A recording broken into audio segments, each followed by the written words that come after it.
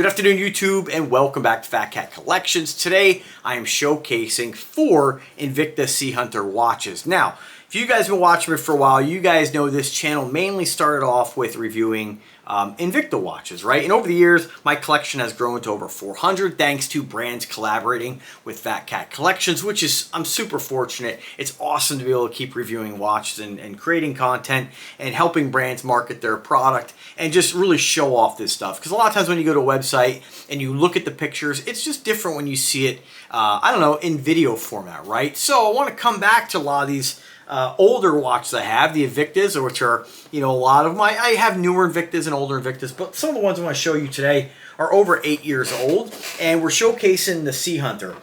Arguably, one of Invicta's biggest watches. In my opinion, it is the biggest because it's not only thick, it's just a tank of a watch. So I have it in silver, I have it in gold, I have it in a Iridium finish, and then we have one on a silicone strap. So let's first start off with the old classic, the silver. So check this out. I'm also recording in 4K now. I have a much better camera, so you guys can be able to see the details of the watch a lot better than some of my earlier content where a lot of these watches are featured. So let's check this out.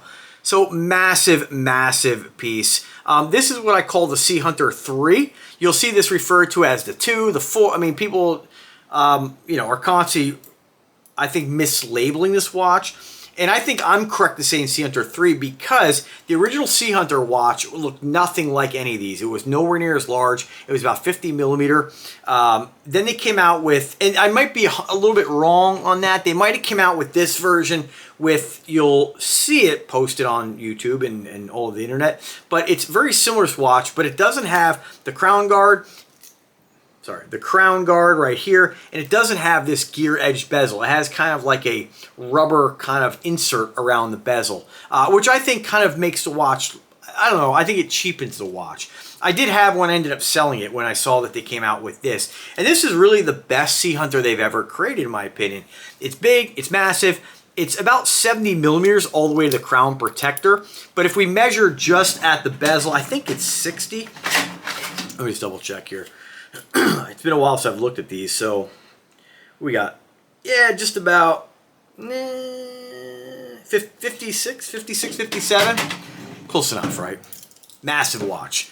But that, again, that gear edge bezel really just sets the watch apart. And again, if we measure right to that crown protector, which is really massive, it's 70 millimeters. Love the function pushers on these. You basically just unscrew them, and kind of the sleeve comes out around the pusher and allows you to press the pusher. Crown guard, you know, big, chunky, massive. Mine, after all this time, still clicks with authority. And of course, a screw down crown. Now, some of these watches are made with non-screw down crown and non-lockdown or screw down function pushers. So I think they came out with those just to make the watch more affordable. Because at the end of the day, you know, although these are called dive watches, it's not really something, I don't think people buy the Invicta watches. They're like, oh man, I can't wait to go diving with it. These are, you know, I think the most important thing is water resistance, but people aren't buying and being like, ooh, what's the depth rating? I gotta have it. It's not really a tool watch, right? It's a watch, it's more of a fashion watch, and, you know, just are a lot of fun to wear. And that's not to insult the watch in any way.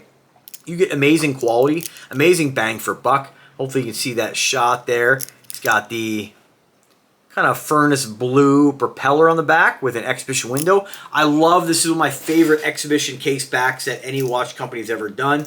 I like when they do a clear window with something to look at on the inside. And to be honest with you, you know, a lot of brands do exhibition windows, but they're always either showing off the movement. In this case, it's a quartz, so you don't, you know, what's the point of showing off the movement? It's just, it's one of the Rondas, so it's like a bright yellow case back, movement back.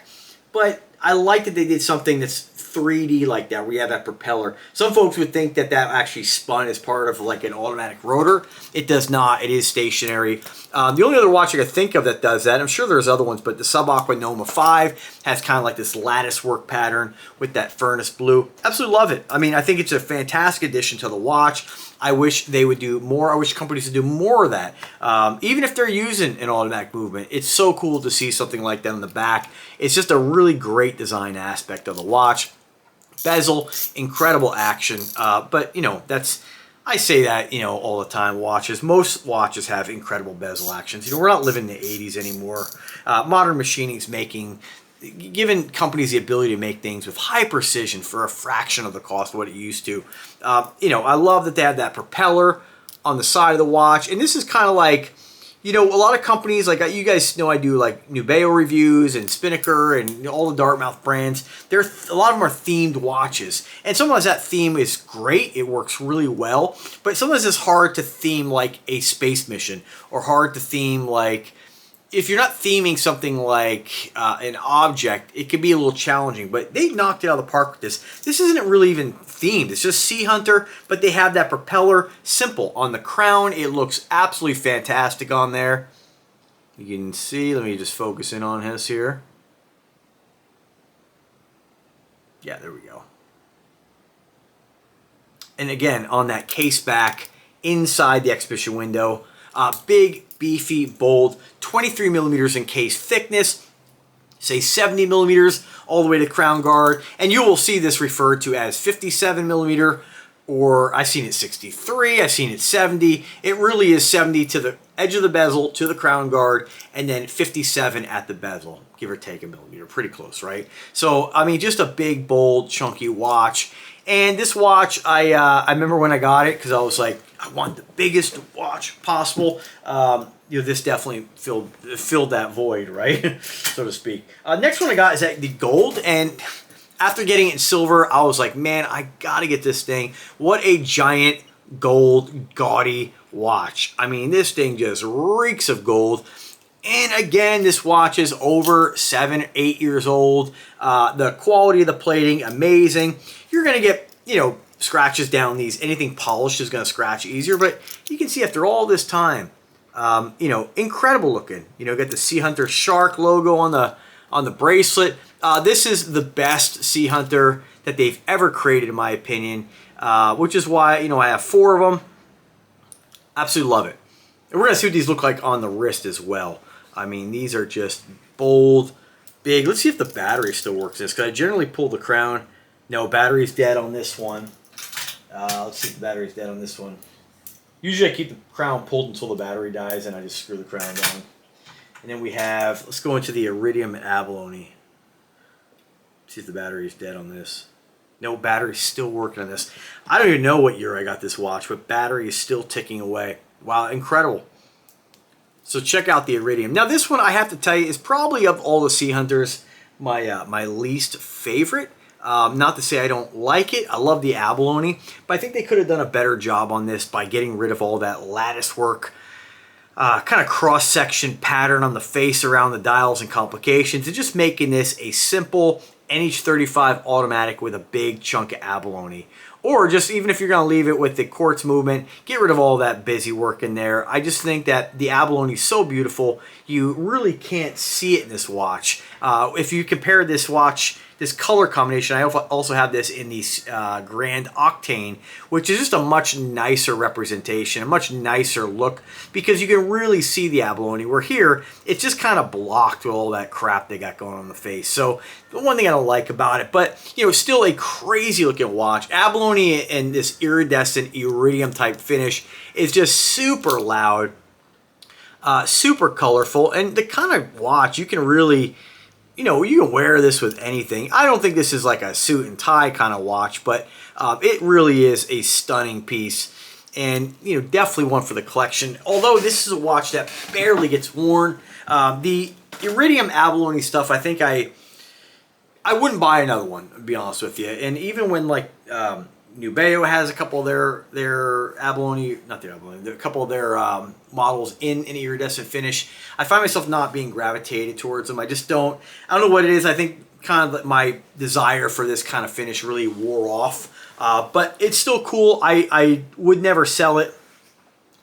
Whenever I want something that's just really loud and colorful, this is just, it is a really cool finish on a watch, but it is very loud. It's definitely not for anybody. Then, of course, I wanted this one here. I got a great deal, and I don't remember what I paid, probably 150 bucks, but this is done on that white silicone, and I didn't have it at the time, kind of what I consider like a summery watch. And again, I say that loosely because you can wear it whenever you want, but I wanted something on a white strap, and so this one was on sale, and I bought it. I really liked kind of that, what I call the bruise. It's black and blue with that white. I just feel like this is like a boating kind of watch, right? It has those boating kind of nautical colors, which again, don't, take that with a grain of salt what I'm saying here, but it is a really cool watch, and I like the dial on this probably more than any of the other ones. I like how simple it is. It's clean, it's white, it's bright. Fantastic watch. Now this watch, again, on silicone, and again, I believe it's silicone, had it quite some time. I mean, well over 5 years on this one here. No issues whatsoever. No flaking, no breaking. Knock on wood that doesn't happen. Because I'll be honest with you, I have heard guys, they say, hey, I had Invictus sitting in a box and the strap just deteriorated. I had that happen with a Sterling watch. Where once, put it in the case, came back to it, it had crumbled. So I really hope that doesn't happen with these, because then you're going to have a bunch of watches that are just destroyed. But nice thing about this watch, you could find a really wide strap to replace this. It's not going to give you the exact same look, and I don't recommend going back to Invicta for straps because they a lot of times just really rip you off. In my opinion, the straps you charge like 100, 150 bucks for a strap. Kind of ridiculous when the whole watch is 150, but that's kind of how it goes. Sometimes you're gonna have good luck and bad luck with stuff, and you just hope that you don't have any issues. But very cool. I did consider selling this one at one point just because this watch never gets worn. It's just too bad because I really like it. I just need to kind of make an effort in throwing it on the wrist, and the battery still works in this thing, which is pretty incredible. I mean, these, again, a lot of people don't realize that. You put this around the movements in number, pull the crown out basically, and this sucker will save 70% of the power consumption. And they do have that listed on the Ronda website as well. Just a cool looking watch, man. It's just, now these two, I will also tell you, the silver and gold version of this watch does have screw down function pusher and crown. The other variations, the Iridium and the Jason Taylor edition, these came out later. These do not have screw down crown function pusher. So you don't get as much water resistance, but I think you still get 200 meters. So again, none of these are been put to the test, but I'm never concerned with taking my Invictus and hopping in the hot tub with them. Because I kind of feel like having so many, when you first get stuff, you're like, oh, I hope it's okay. And, then you'd hate to have something happen to it when you're not going to be able to get a replacement or get a refund. So I generally have kind of erred on the side of caution with that. But now that I have so many watches, I'm not too concerned. So I really wouldn't think anything of getting this wet. But again, let me know if you guys have had good or bad luck with that. Tell me your story.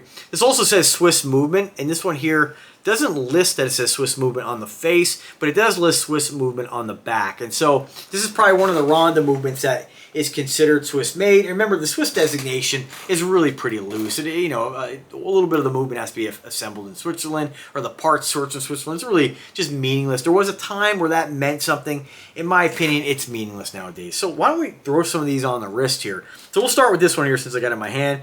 I am 5'8", weigh 182 pounds, and I have a 7-inch wrist. So this is a chunk of a watch. And if you were going to add something like this to your collection, you can see like this is as small as a watch will go, and that's a 7-inch wrist. So, and even then, it's tight enough, but it's a little bit loose, but just a beast of a watch. I know a couple people have offered to buy this one for me, but I just don't really want to part with it, because I know I'll never get it again. Sometimes you get things and then you're like, I'll just sell it, and then years later you're like, why did I sell that? So that's the thing about when you have a huge watch collection. You kind of get attached to these things, and there are Invictas I have sold, not many. There are other watches I've sold that I just, if I find that they're never going to get worn and they're in good condition and or like new, really, I generally don't sell anything that's not mint, because I just don't want to deal with the nonsense you have to deal with people. But check that out, just a chunk. Massive. Just to kind of put it, comparison purposes, your standard Oceaniva 42, I think this is. Just look at the difference. I mean, unbelievable.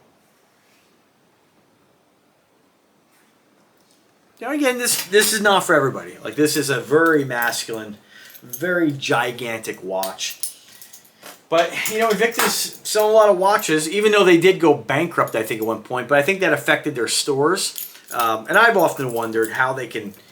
I just find it impressive that they have a team of people making these insanely, like, unique watches with the kind of quality you get for money. I mean, we're talking fashion watches, you know, and I don't say that...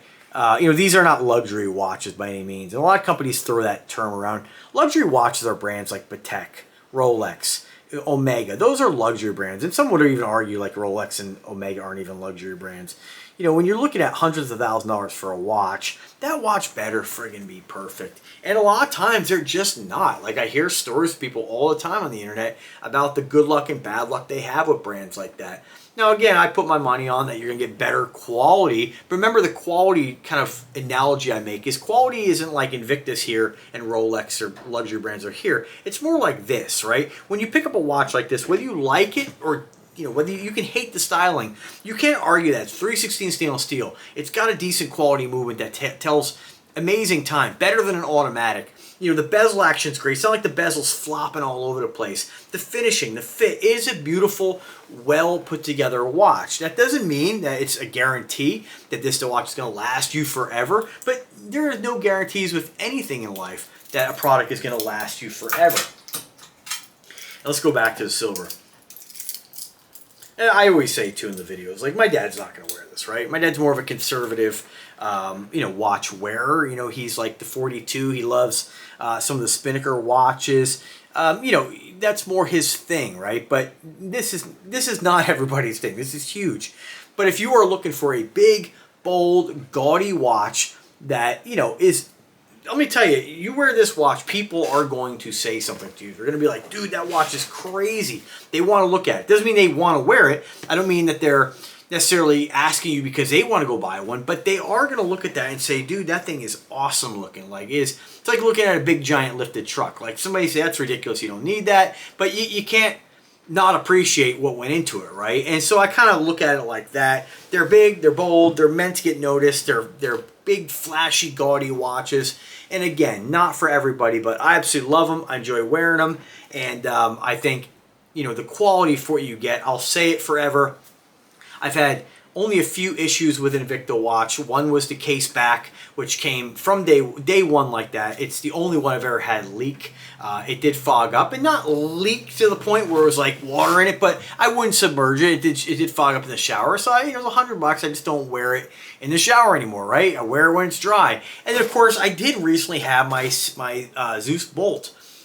Zeus Bolt. Actually, I noticed that the one of the complications, the second hand finally came off. And that watch is over 10 years old. I wore that watch to work all the time. I wore that watch out to casinos, to bars when I drank. You know, the watch has gotten a lot of use, and after all that time, that's the only thing that went wrong. And it's an easy fix for the most part. I may send that to somebody I know and have him, maybe he'll hook me up and have me have that fixed. But not at the end of the world, and that can happen with any watches at any price point. So just kind of keep that in mind. You know, give this brand an opportunity. I think you'll really like what you get. And what's cool about it is that, you know, imagine if that happened and you spent 10 grand for a watch. Like, I'd be like, oh my God, what am I going to do? Happens to a $300 watch. Yeah, it's too bad that happened, but of all the watches I have, 400 watches, you know, probably good 50, 60 Invictas. Those are really the only things I've had happen in over 10 years. So, and like always, I'll let you guys know if anything else pops up. But overall, amazing quality watches, fun, and that's what should be the most important thing when buying a watch. Fun, big personality watches, and I again, something to be shared, right? Like I said many times, not to repeat myself, but love this Oceaniva. Every time I put it on, I absolutely love the aquamarine face. One of my favorite watches. Absolutely stunning, right? Well made. Amazing quality. Quality that rivals brands that charge, you know, 3 times as much. But when I wear that watch, nobody says anything. When I wear this watch, it's a guarantee somebody's going to be like, wow, look at that watch, right? Whether or not they're deep down, they like it, whether or not they think you're ridiculous, it doesn't matter. As long as they keep their mouth shut. You know, it's buy what makes you happy, wear what you like. But these watches definitely are conversation starters and just a lot of fun to have in your collection. So thanks for watching. Have a good day. Subscribe to the channel and take care.